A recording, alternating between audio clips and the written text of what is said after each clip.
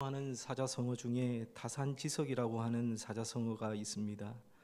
이 타산지석을 직역을 하면 다른 산의 돌이라는 그러한 뜻으로 타인의 잘못이나 실패를 통해서 교훈을 얻고 자신의 발전에 활용한다는 그러한 의미입니다.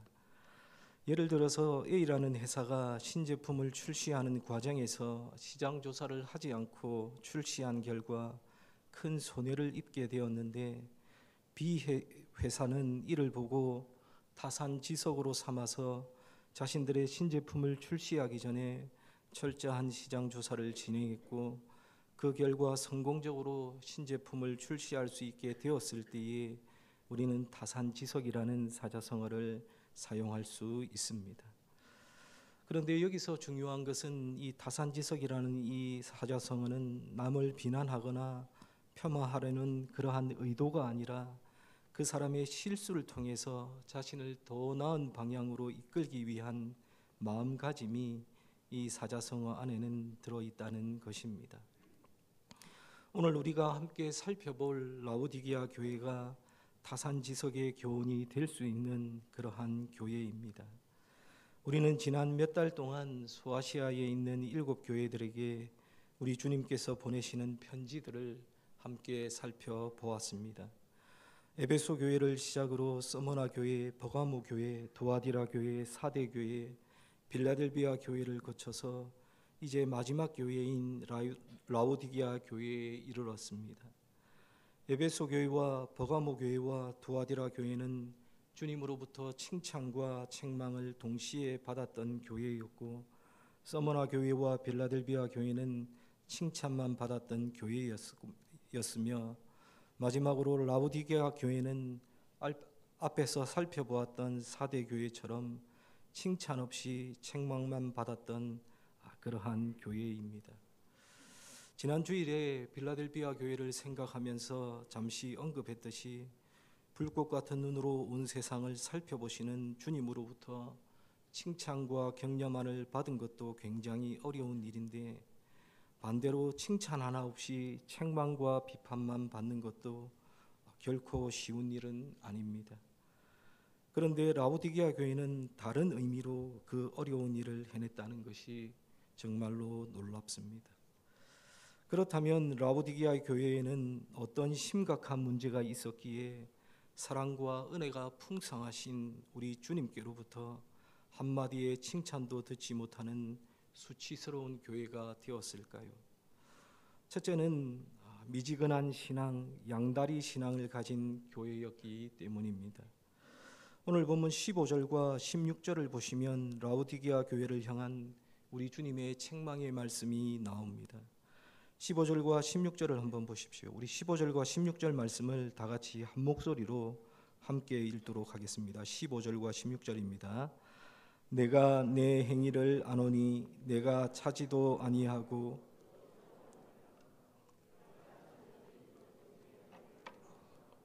내가 이같이 미지근하여 뜨겁지도 아니하고 차지도 아니하니 너를 토하여 버리리라. 아멘. 예수님은 라오디게아 교회의 무엇을 지금 책망하고 계십니까? 그들의 차지도 않고 뜨겁지도 않은 미지근한 신앙을 지금 책망하고 계십니다. 그런데 우리가 15절과 16절의 말씀을 제대로 이해하기 위해서는 라오디게아라는 도시에 대한 배경의 이해, 특히나 라오디게아의 물 공급에 대한 것을 우리는 먼저 알아야 합니다. 먼저 라오디게아를 간단히 소개하면, 라오디게아는 소아시아 대륙과 바다로 나아가는 관문인 에베소를 연결하는 교통의 요충지였습니다. 때문에 무역이 발달했을 뿐만 아니라 양모 산업과 금융업이 발달했던 그러한 도시였습니다. 그래서 이곳의 시민들은 매우 부유하게 살았고, 또한 이 지역은 매우 자유분방한 사회 분위기를 가지고 있었습니다. 그런데 모든 것이 풍족하고 부유한 도시였던 이 라오디게아에도 한 가지 부족한 것이 있었는데, 그것은 바로 이 도시의 물 공급이 좋지 않다는 것이었습니다. 그래서 당시에 물이 많이 부족했던 이 라오디게아는 근처에 있는 두 도시로부터 도움을 많이 받고 있었는데 그 두 도시가 바로 히에라볼리와 골로새라는 그러한 도시였습니다. 히에라볼리는 라오디게아로부터 북쪽으로 대략 10km 정도 떨어진 곳에 위치한 도시이며 뜨거운 온천수로 유명한 도시였습니다. 특별히 뜨거운 온천수는 병든 사람들을 치료하는 데 효과가 있었고, 그래서 라오디게아는 수로를 통해서 히에라볼리에 온천물을 끌어서 사용을 했습니다. 그러나 히에라볼리의 이 뜨거운 물이 수로를 타고 라오디게아에 이르게 되면 물이 많이 식어서 차지도 않고 뜨겁지도 않은 미지근한 물이 되고 말았습니다. 그리고 라오디게아에서 동쪽으로 대략 16km 정도 떨어진 골로새라는 도시는 차갑고 시원한 물, 생수로 유명한 그러한 도시였습니다.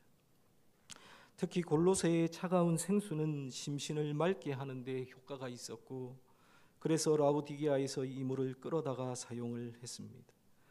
그러나 역시 마찬가지로 수로를 통해서 차가운 물을 옮기면 물이 수로를 통해 옮겨지는 동안에 시원한 물이 아닌 미지근한 물이 되고 말았고, 이는 사람들로 하여금 구토를 유발할 정도가 되었습니다. 그래서 이 라오디게아에는 뜨거운 물도 아니고 차가운 물도 아닌 미지근한 물이 넘쳐나는 그러한 도시가 되고 말았습니다. 우리 주님과 사도 요한은 그것을 알고 염두에 두면서 이 말씀을 기록했던 것입니다. 너희 도시의 미지근한 물처럼 너희의 신앙도 그렇게 미지근해져 버렸구나. 골로새의 시원한 물처럼 하나님의 마음을 시원하게 해드리지도 못하고 히에라볼리의 뜨거운 온천수처럼 하나님의 근심을 풀어드리지도 못하는구나 라고 지금 책망하고 계신 것입니다. 그런데 여기서 우리가 라오디게아 교회를 향한 우리 주님의 책망에서 주의해서 보아야 할 것은, 주님은 라오디게아 교회에 헌신이 없었기 때문에 책망하신 것이 아니라는 사실입니다. 또한 그들에게 종교적인 의식이나 행사가 없었기 때문에 그들을 책망하신 것도 아닙니다. 그들에게는 주님을 향한 헌신과 종교적 의식과 행사 등이 분명히 있었습니다.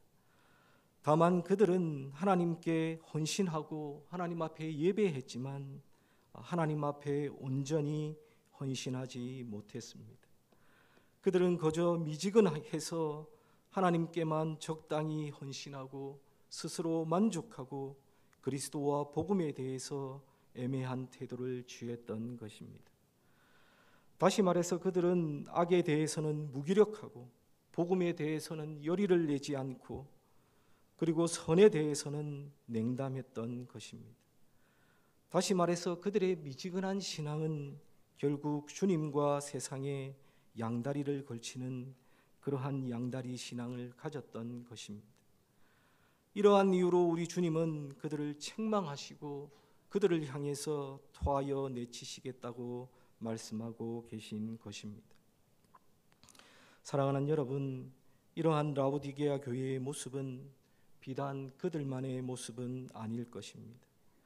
안타깝게도 이런 모습은 오늘을 살아가는 우리 시대의 교회의 모습이고 혹은 우리 교회의 모습일 수도 있습니다. 여러분, 제가 누누이 이야기하지만 이 시대의 그리스도인들의 모습을 한번 생각해 보십시오. 대부분의 그리스도인들은 주일과 교회에서는 신실하고 아름다운 그리스도인이 됩니다. 밝은 얼굴로 사람들을 맞이하고 서로에게 안부를 묻고 혹은 그들을 위해 기도합니다. 그러나 같은 사람들이 주중과 일터에서는 완전히 다른 사람들이 되어버립니다.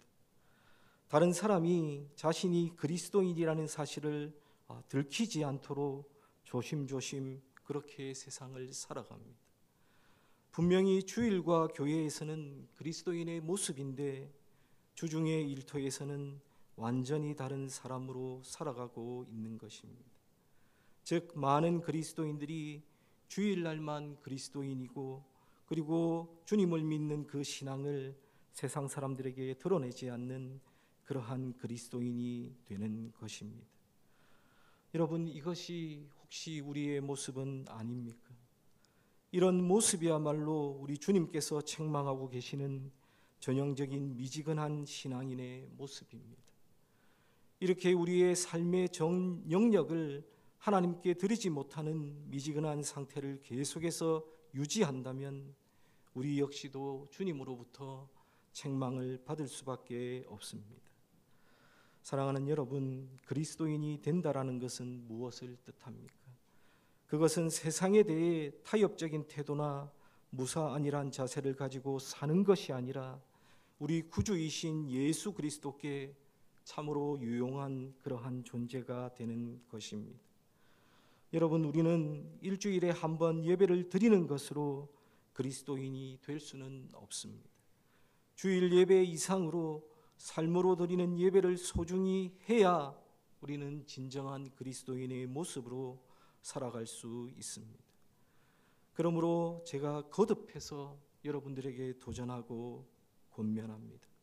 이러한 뜨거움이 없는 성도, 시원함이 없는 성도, 즉 미지근한 성도는 우리 주님으로부터 책망을 받게 된다라는 사실을 여러분 반드시 기억하시고 명심하시기를 바랍니다.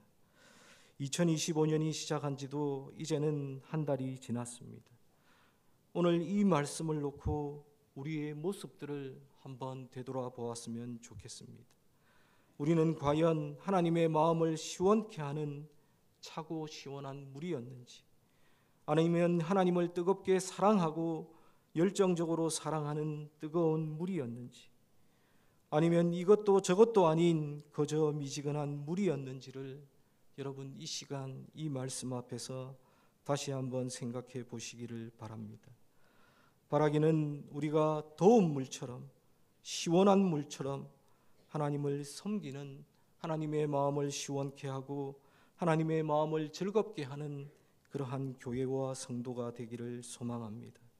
세상을 바라보시면서 가슴 아파하시는 하나님의 그 마음을 시원케 하는 찬물과 같은 자들이 되시기를 바랍니다. 아니면 불꽃처럼 하나님을 뜨겁게 사랑하는 마음을 가진 더운 물과 같은 우리 산문교회와 성도들이 다 되시기를 주님의 이름으로 간절히 축원합니다. 두 번째로, 라오디게아 교회가 우리 주님으로부터 책망을 받았던 두 번째 이유는 주님의 기준이 아닌 세상의 기준으로 자신과 세상을 바라보았기 때문입니다. 즉 세상의 가치를 따르는 그러한 신앙을 가진 교회였기 때문입니다. 여러분, 오늘 본문 말씀 17절 말씀을 한번 보십시오. 17절 말씀을 우리 다 같이 한 목소리로 함께 읽도록 하겠습니다. 17절입니다. 내가 말하기를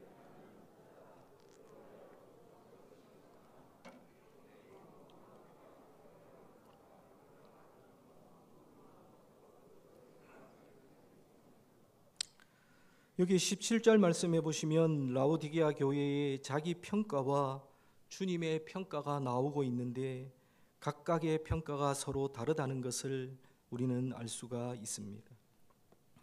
먼저 라오디게아 교회의 자기 평가는 부요하여 부족한 것이 없는 자라고 합니다. 실제로 라오디게아는 앞에서도 제가 언급했듯이 매우 부유한 도시였습니다. 라오디게아는 에베소로부터 동방으로 통하는 무역로의 요충지에 위치해 있었기 때문에 이 무역을 통해서 막대한 부를 축적했습니다. 일례로 AD 60년에 유례없는 큰 지진이 이 지역과 이 근처 다른 지역에 있었는데 다른 도시들은 로마 황제의 도움으로 도시를 재건했지만 라오디게아는 로마 황제의 도움을 거절하고 자력으로 폐허가 된 도시를 재건할 정도로 대단한 재력을 보유한 도시였습니다. 또한 이 도시는 금융업이 매우 발달했는데 로마의 키케로는 자신의 재산을 예치하고 현금 거래를 한 일이 있을 정도로 큰 은행들이 이곳에는 많이 있었고 또한 금융사업으로도 막대한 이윤을 남긴 도시였습니다. 또한 이 도시에 거주하는 이들은 주로 흙 약물을 생산해서 또 부를 축적한 것으로 잘 알려져 있습니다. 이처럼 라오디게아 교회는 부유한 교회였고 외부로부터의 박해나 핍박이 없는 그러한 교회였습니다. 그래서 그들은 부유하고 부족한 것이 없는 교회라고 그들 스스로를 자부했던 것이었습니다. 그러나 오늘 본문 17절에 보시면 우리 주님께서는 이 라오디게아 교회의 자기 평가가 잘못되었다고 지적하고 계십니다. 17절 하반절의 말씀을 다시 한번 보시면 다음과 같이 말씀합니다. 내 공고한 것과 가련한 것과 가난한 것과 눈먼 것과 벌거벗은 것을 알지 못하는도다 라고 말씀하시면서 그 교회가 자기 평가가 잘못되었다는 사실을 분명하게 지적하고 계십니다. 그렇다면 주님은 왜 라오디게아 교회의 자기 평가가 잘못되었다고 하시는 것입니까? 그것은 그들의 평가 기준 자체가 잘못되었기 때문입니다. 즉 그들은 주님의 기준이 아니라 자기가 가지고 있는 기준, 즉 주관적이면서 이기적인 기준으로 자신을 평가했기 때문입니다. 그렇다면 그들이 가지고 있었던 그 기준은 무엇입니까? 그것이 바로 물질이었고 물질이 바로 그들의 기준이었습니다. 그들은 아마도 자신들의 부의 일부를 하나님께 바치고서는 자신들이 하나님께 큰 것을 바쳤다고 생각하여 또 영적으로는 부요한 성도라고 착각했던 것으로 보입니다. 그들은 물질 만능주의에 젖어 있어서 물질적 부요를 영적 부요를 가늠하는 척도로 삼았던 것으로 보입니다. 그래서 그들은 스스로를 부요하여 부족한 것이 없다라고 평가했던 것입니다. 그러나 우리 주님의 기준으로 평가해 보았을 때에 그들의 모습은 어떠했습니까? 그들은 부요했던 것이 아니라 공고하고 가련했다고 합니다. 그들은 부한 것이 아니라 가난했다고 합니다. 눈이 멀어서 자신의 벌거벗은 모습을 보지 못했다고 우리 주님은 그들을 향해 평가하고 계십니다. 이처럼 라오디게아 교회의 성도들은 영적으로 빈곤한 상태에 있었음에도 불구하고 세상과 하나님 사이에서 자신들에게 즐겁고 유익한 것만을 취하면서 자기 교만에 자기 도취에 빠져 있었던 것입니다. 사랑하는 여러분, 혹시 세상적인 기준을 가지고 우리 자신의 영적인 상태를 진단하고 평가하며 만족하며 살아가고 있지는 않습니까? 이러한 영적인 자기 도취가 우리의 모습은 아닙니까? 여러분, 우리는 기억해야 합니다. 우리 성도들에게 있어서 중요한 것은 물질적인 기준이 아니라 바로 주님의 평가라는 사실입니다. 그래서 우리 성도들은 말씀에 기초한 주님의 기준을 가지고 냉철하게 자기 자신을 평가해 보아야 합니다. 실제로 성경에 보면 외적인 번영, 우리의 업적보다 더 중요한 것은 하나님의 평가라는 사실을 깨닫게 하는 예들이 너무나도 많이 있습니다. 그 대표적인 예가 바로 열왕기하 14장에 나오는 여로보암의 통치와 그에 대한 하나님의 평가입니다. 열왕기하 14장 23절의 말씀을 보시면 여로보암이 41년 동안을 북이스라엘을 다스렸다고 보도하고 있습니다. 이 41년이라는 기간은 북이스라엘의 왕으로서는 가장 긴 재위 기간입니다. 22년을 다스린 여로보암 1세와 아합, 그리고 28년을 재위한 예후와 비교해도 2배 가까이 되는 긴 시간들입니다. 뿐만 아니라 여로보암 2세는 이렇게 오랜 기간 통치하면서 북이스라엘이 정치적으로 경제적으로 가장 큰 번영을 누리게 했던 그러한 왕이었습니다. 성경을 보면 그는 다메섹을 회복했고 하맛 어기에서부터 아라바 바다까지 북이스라엘의 영토를 회복했고 또 요단 동편을 정복해서 무역로를 장악함으로써 경제적으로 큰 이득을 취했습니다. 말하자면 여로보암은 그 나라를 크게 번성하게 하고 큰 영화를 누리게 했던 세상적인 관점에서 보면 북이스라엘 역사상 가장 위대한 왕들 중에 한 명입니다. 그런데 문제는 하나님의 평가입니다. 하나님의 평가에서도 그가 인정받고 성공을 거두었습니까? 하나님께서도 그의 성공을 축하하고 다윗과 같은 의로운 왕이라고 그를 인정하셨을까요? 아닙니다. 열왕기하 14장 24절을 보시면 그가 여호와 보시기에 악했다라고 증거하고 있습니다. 세상적으로는 아무리 성공했다고 하더라도 하나님께서 보실 때에는 그는 실패자요 패배자라는 그러한 사실입니다. 사랑하는 여러분, 우리 성도들 가운데서도 간혹 세상적으로는 전혀 실패 없이 누구보다 성공하고 승리한 사람들이 있을 것입니다. 세상의 권세도 쥐어보고 돈도 벌어보고 명예도 얻었던 그러한 분들도 있을 것입니다. 그런데 그러한 사람들이 하나님께서는 전혀 인정을 받지 못할 수도 있습니다. 왜 그럴까요? 하나님의 기준은 물질이 아니기 때문입니다.